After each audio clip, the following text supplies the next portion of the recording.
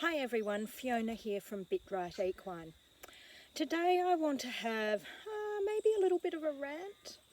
One of the things you see commonly on social media, and there's a Pandora's box, social media, everyone has an opinion, including me because I'm posting this on social media, where people ask about help, advice about bitting their horse.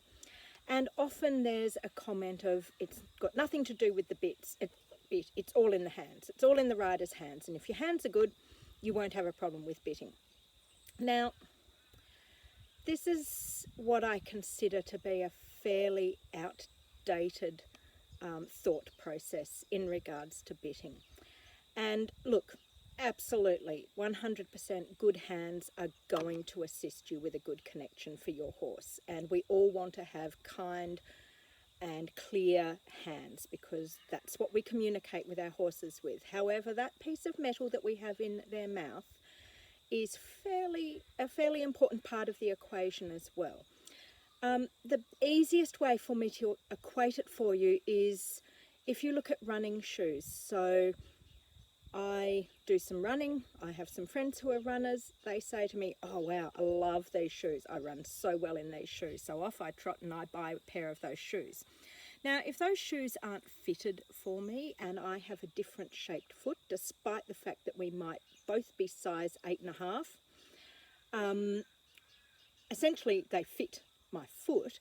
However, they're not going to help me with my running style. My running style will be different. I might have a high arch, they might have a wide foot, I might have a narrow foot. It's not a one size fits all. And having had running shoes correctly fitted for me, goodness gracious me, the difference is insane. So that's the kind of the easiest way I can equate it for you. So, you know, your friends' French link snaffle might work super well for their horse and for their level of education as a combination. The horse's level, the rider's level, it might be perfect. For your horse, might not be. It might be as well, but it might not be. So things we need to consider, and this is where I really look at this as a holistic approach.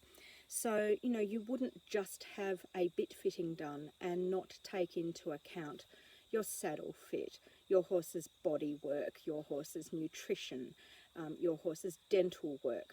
You know, it is a holistic approach. If we're going to look at these horses as athletes, we need to address each element. And obviously I'm a bit fitter, and obviously I'm going to say, you know, bitting is a really important part, but I also see everyday physical changes in horses from simply changing what is in their mouth to be an appropriate communication device for the level they're at, for the shape of their mouth, for the size of their mouth, for the combination of horse and rider, and for their history. You know, horses with racing history from either codes may have different requirements in their mouth. It really is, you know, just such an important thing. And, you know, we have learned more so that we can do better for the horses. Yes, we have a hugely wide range of bits that we can use, but we have learned more so that we can accommodate different mouth shapes, different education levels. And, you know, we've learned more so we can do better. And this is also why we're still not driving around in cars from the 1930s. You know, we've got cars with cruise control and automatic windows and seat warmers. Seat warmers are my favourite.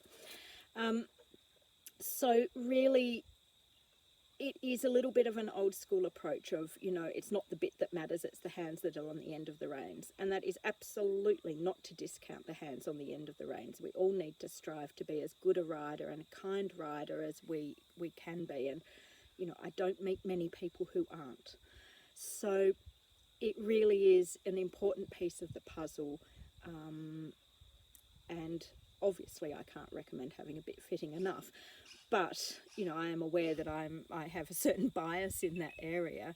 But please, if you are having inconsistencies in the contact, please reach out, and I'm always happy for you to message me or email me so that, you know, to ask a question about bitting and see whether perhaps myself or one of my colleagues in other states can help you have a better connection and better communication with your horse.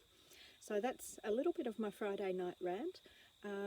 Have a great weekend, everyone, and please feel free to reach out on the socials through Facebook at Bitright Equine, Insta at Bitright Equine. All my other contact details are on both those socials. So have a great weekend, and if you've got any questions about bitting, shoot them through, and I'm always happy to do a video on them.